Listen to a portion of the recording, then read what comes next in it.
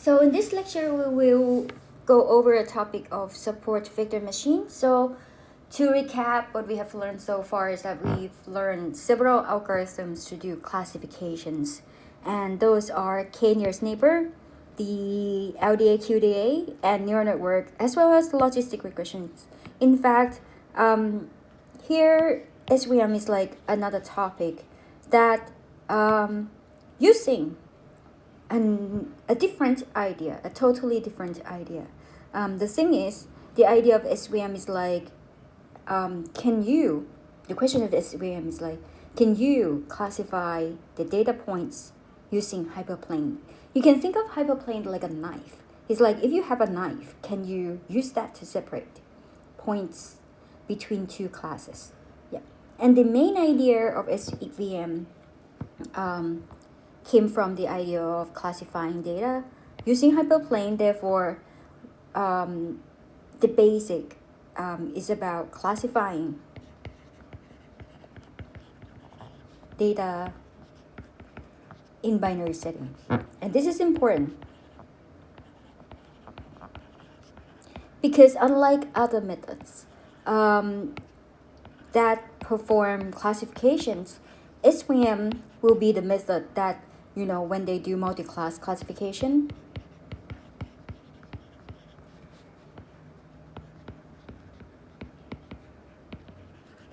it will actually extend the binary classification for multi-classes. For example, if there are multiple classes like class 1, class 2, class 3, class 4, the way that SVM would do in order to classify data points into these four classes, it may start from, like trying to classify class 1 against the rest, and then when after it able to remove class 1, you start to do the classification of class 2 against the rest, and then it will be able to identify the class 2. After that, it will do the classification against class 3 versus the rest, and so on and so forth. Or sometimes it will actually try to group some classes that are similar together. For example, maybe it start to dividing between, class 1, 2 versus 3, 4. So it'd be like that. And after that, it will, after it decide whether or not it's 1, 2 or 3, 4, it let's say if the answer is 1, 2, it may start to jump into this 1, 2 and try to, separate them from one another. So when we use SVM for multi-class classification, we will normally incorporate some logical operations, and it may operate like a decision tree where it will first decide, whether or not it can be grouped together, or maybe it let the user decide how would it perform the multi-class classification. And after that, once maybe a decision is made, like let's say if it's able to say, okay, it's in this group,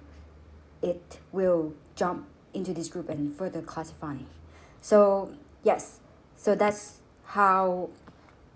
the SVM work for multi-classes. And for binary classification, as I mentioned before, actually the basic of SVM is quite simple. That is, it's classifying data like using a knife, or maybe just do the cut like that. And the decision boundary, or the cut that is made here, is actually what we call a hyperplane.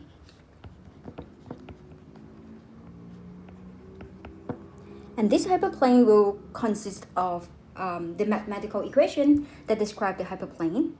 And yes, today we will learn how to construct this hyperplane, and also some additional vocabularies that come up with the construction of the hyperplanes. But before we jump into those details, let's look at SVM in comparison to other methods, just briefly. As you can see here, the SVM that I keep circulating, and this one, the linear SVM, is actually providing the result that looks very similar to LDA. And that's because the hyperplane that is using in linear SVM or SVM in general is a hyperplane. Therefore, this hyperplane is forming a linear decision boundary, which is similar to the LDA that also use the linear decision boundary. Meanwhile, QDA, as we know, is using the quadratic line, right, to form this boundary. Therefore, it's look like a curve, and that's what we learned before. That's the difference between LDA versus QDA. But as you can see here, actually SVM has other options. Like aside from this hyperplane, it can be extended to different versions, and this one is RBF version, and RBF came from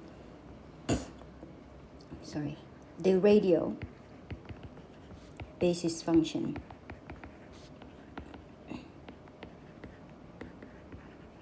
In fact, this radio basis function is like a part where you add on the top of the linear SVM, and that makes the decision boundary of this SVM to become something that is nonlinear. So you can see the nonlinearity of the RBF SVM is quite extreme, like that, right? And it's actually this nonlinear curve is defined by this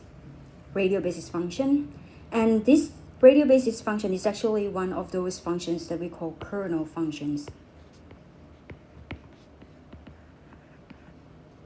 And those SVM that use the nonlinear kernel functions, or something that is not these linear guys, we call it the nonlinear SVM. In fact, this nonlinear SVM,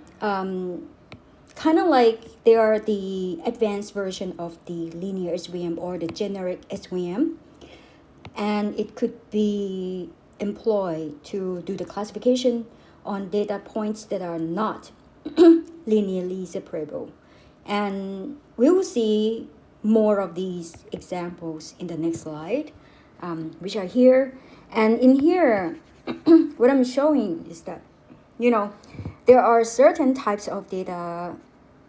fluctuation or maybe the distribution. For example, something like this, right? Where you cannot really use a linear curves to classify. Like this is example of how what it look like if I just use a normal linear classification. As you can see, the decision boundary would be something that dividing the data points in half, but it's not really classifying data into two classes. But the radio basis function SVM can do that. Looks pretty well. Like it could it's able to circulate, making a circulate decision boundary around these blue dots against the red dots that is outside. And this is something that shows, the powerful the powerful feature of this nonlinear SVM. And yeah, this is another one where the distribution of these two data is somewhat not linearly separable. And in this case, we also show that actually radio basis function SVM could also do this job, just like that one. And actually, the difference between these two radio basis functions, despite the fact that they are using the same function to do classification, it could still perform its job.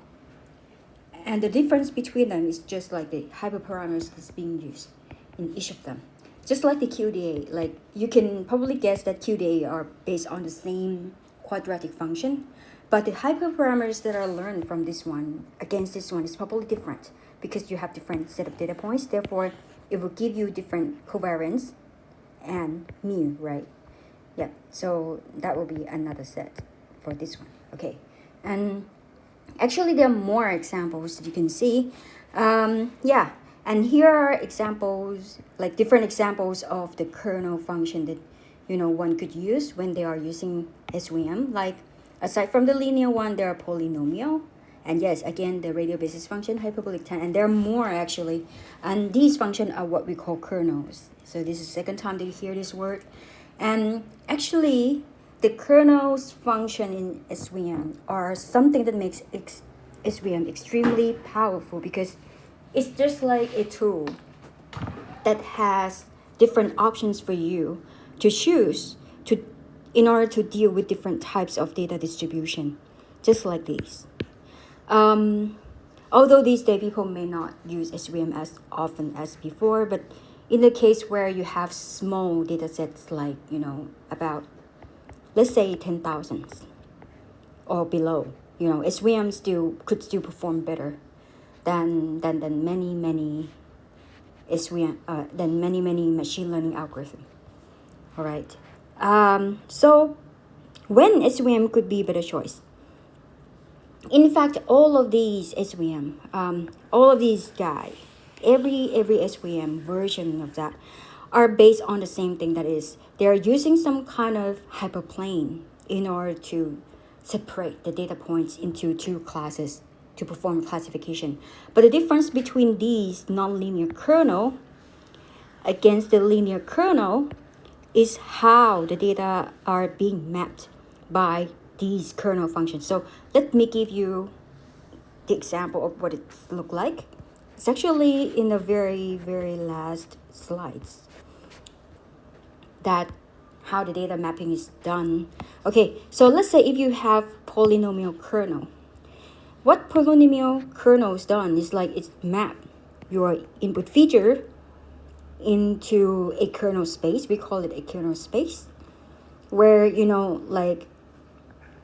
the result of the kernel function, let's say you put x1 x2 from this data set into here, and then you compute, and that function is of course going to give you some scalar value. So k is mapping between R2 into R. In this case, like giving you an additional dimension.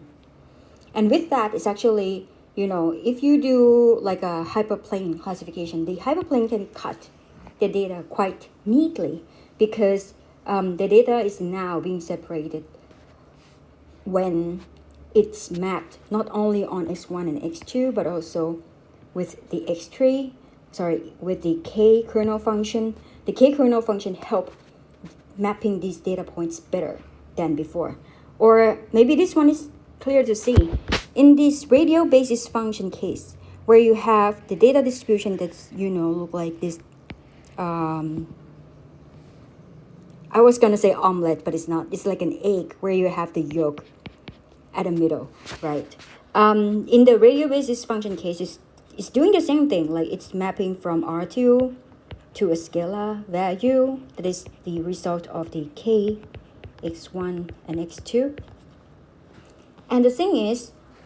on the function value dimension, that k here, you can see that the red points are being mapped up. Meanwhile, the blue point are mapped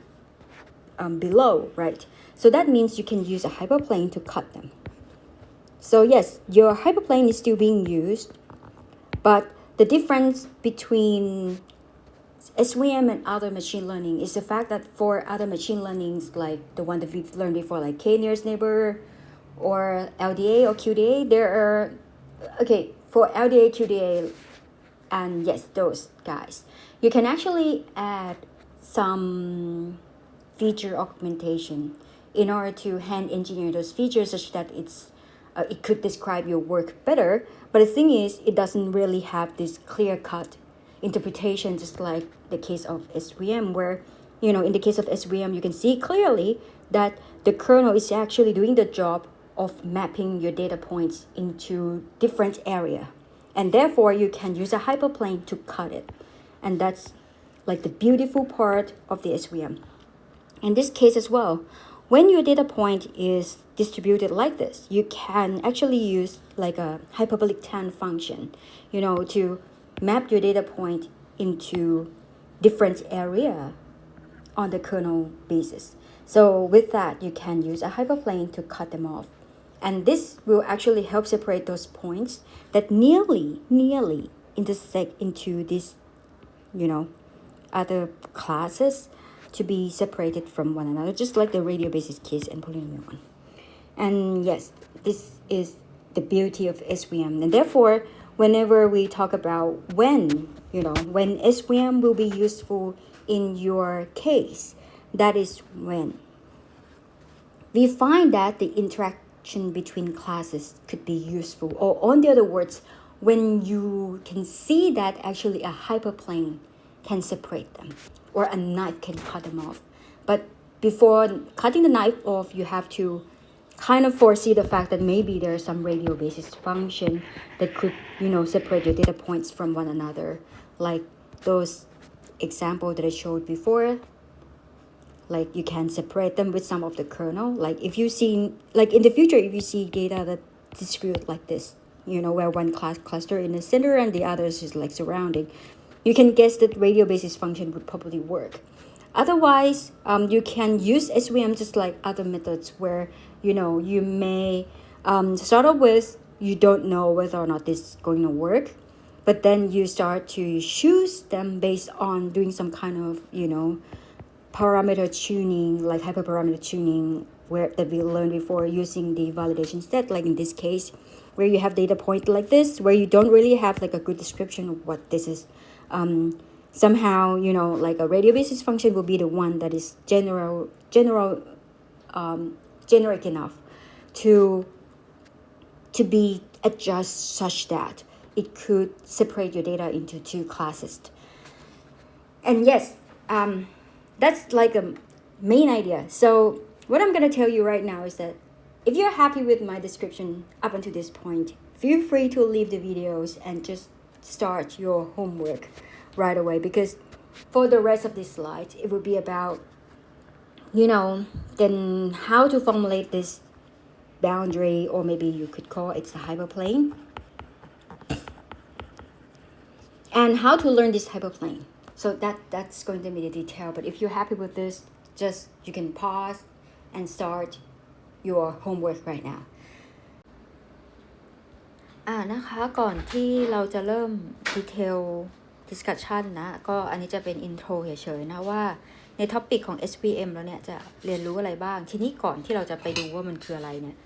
SVM จริงๆแล้วมันก็คือmachine learning ตัวหนึ่งนะที่สามารถเอามาใช้ในการทำ classify ได้ซึ่ง basic ของมันนะ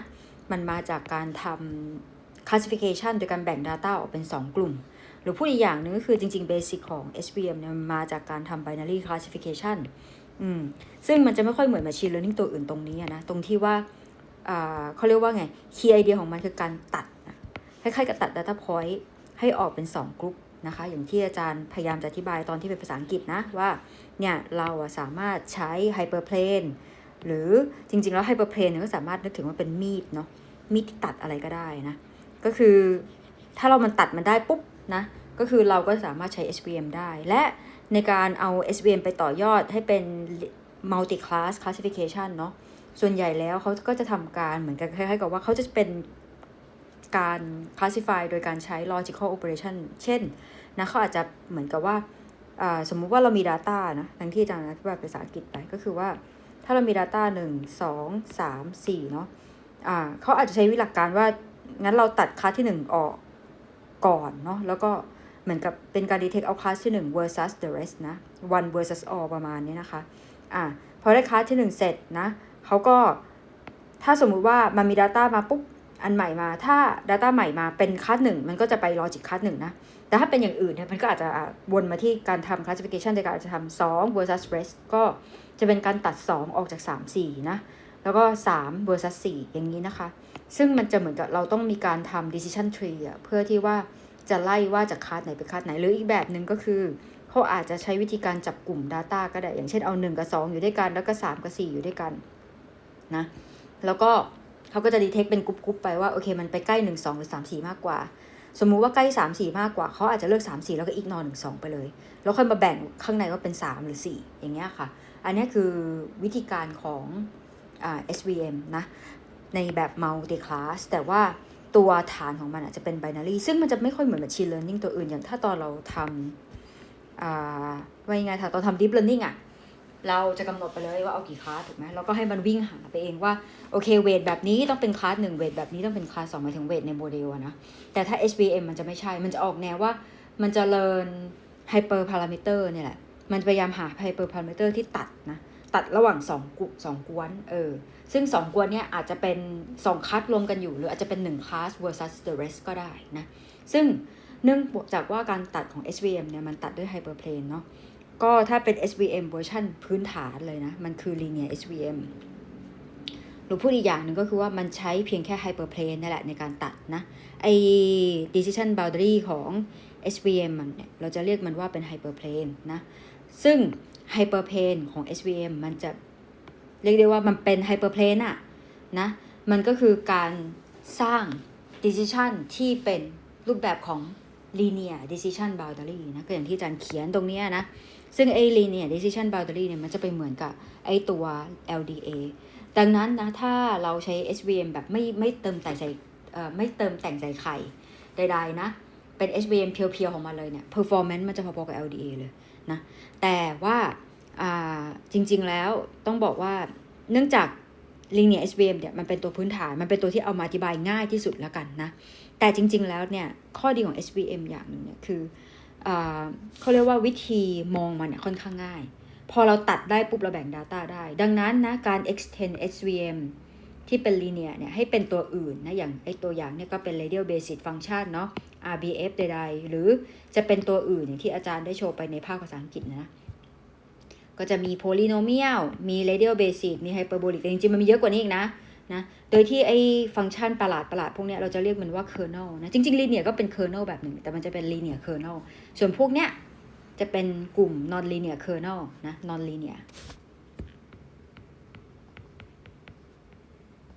นะซึ่งไอ้กวน non linear kernel เนี่ยแหละจริงๆจะว่าไปมันคือกวนที่ทำให้ SVM มันมี performance ที่เรียกได้ว่าดีกว่า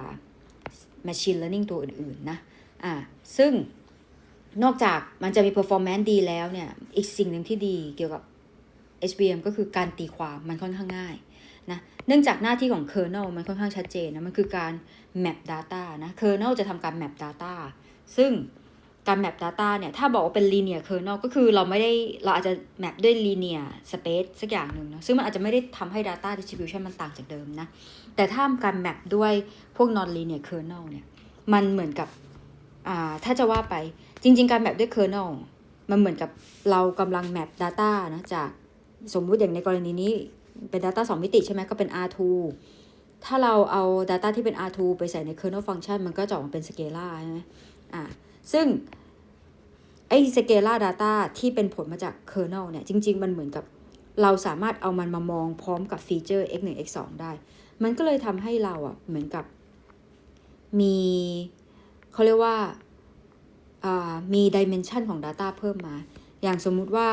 ถ้าสมมุติว่า x ของเราเป็น2 dimension ใช่ไหมเป็น2 dimension ใช่ไหมแล้วเรามีค่าของ kernel เพิ่มขึ้นมามันก็ทำให้เรามี data นะทั้งหมด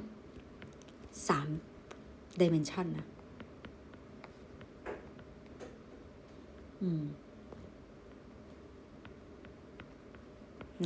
ซึ่งพอเรามี data เป็น3 dimension แล้วมันทำให้เราสามารถเขาเรียกว่าไง map data ใน dimension ที่3แล้วช่วยให้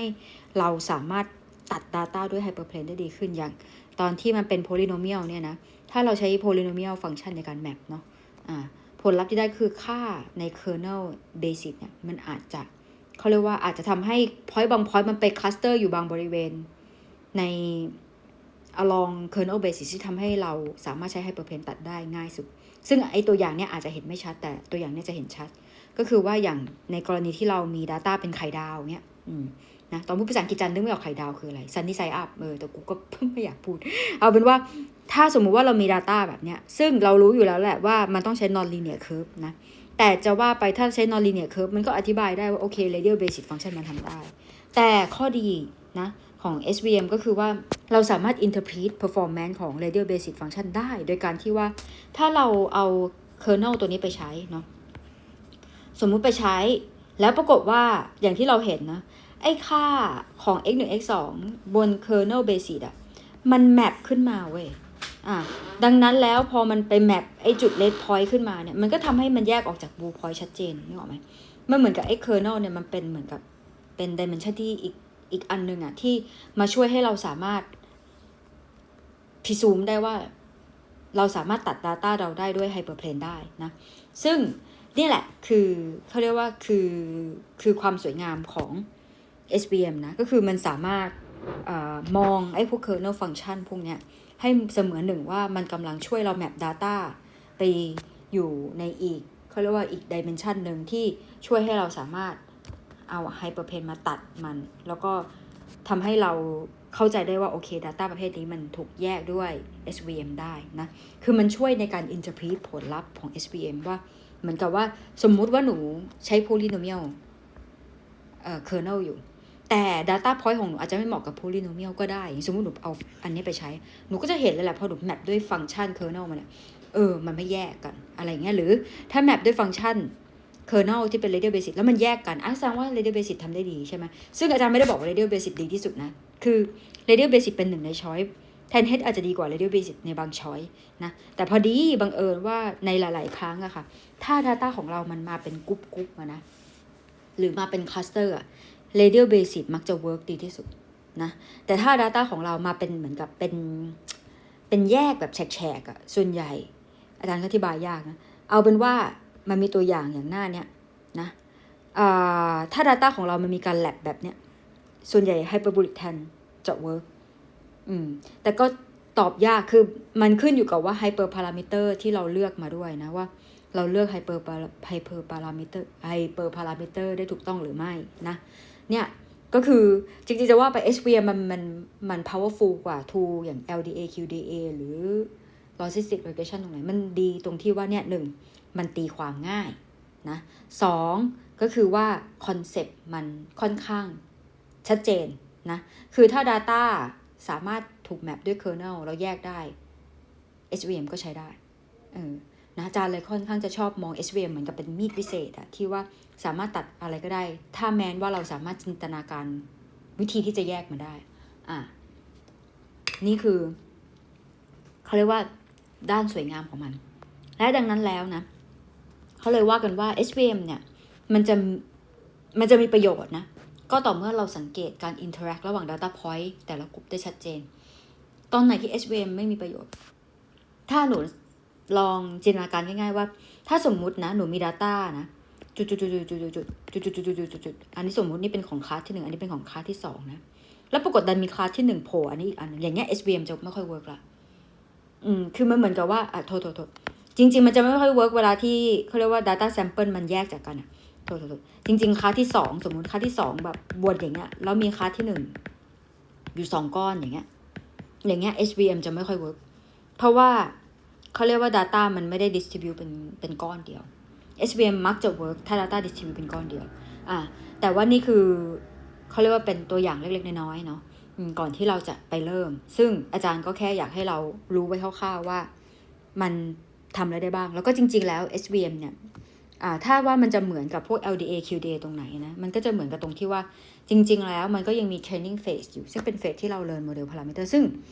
การ learn model parameter เนี่ยอย่างในกรณี QDA หนูจะเห็นนะ QDA กับ radial basic function ทั้งสองเนี่ยจริงๆมันก็เป็นเขาเรียกว่าไงอย่างอันเนี้ยเป็น QDA ก็ QDA function เดิมนะradial basic function ก็เป็น radial basic function แบบเดิมนะแต่เพิ่มเติมก็คือเวลาที่มันเป็น learnable algorithm เนี่ยข้อดีก็คือ parameter ภายในของมันเนี่ยมันสามารถจูนได้นะอย่างในกรณี QDA จริงๆอันนี้อาจารย์จูนไม่ดีถ้าอาจารย์จูนให้มันดีเนี่ยไอพื้นที่ decision boundary สีน้ำเงินมันจะหดเข้ามาอีกนะแต่อย่างอันนี้อาจารย์จูนพอได้จูนแล้วมันเหมือนกับมันก็มี overlap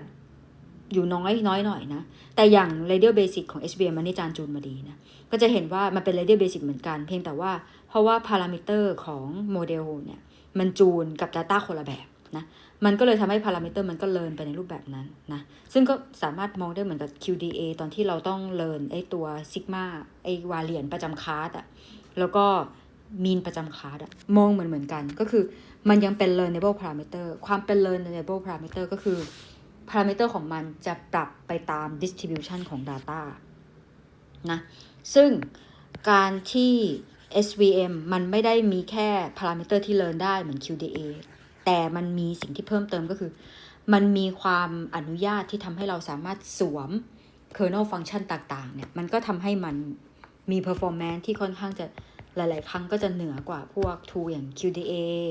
หรือว่า LDA หรือว่า K nearest neighbor อยู่ค่อนข้างเยอะแล้วมันก็มองได้ง่ายกว่าแล้วก็ทุกอย่างมันก็คือมัน analyze ได้ง่ายกว่ามันก็เลยมักจะเป็นที่นิยมนะโดยเฉพาะอย่างเวลาที่ data เรามีแบบ10,000 point อย่างเงี้ยไม่ได้ถึงแสนหรอกนะถ้าเป็นถึงแสนใช้ deep learning ค่ะลูกนะงั้นก็ส่วนนี้ประมาณเท่านี้ก็จะเหมือนเดิมนะคะเวลาที่อาจารย์ให้เลคเชอร์ภาษาอังกฤษแล้วอาจารย์ก็จะมีการสรุปอีกทีนึงเป็นภาษาไทยนะโอเคจ้ะ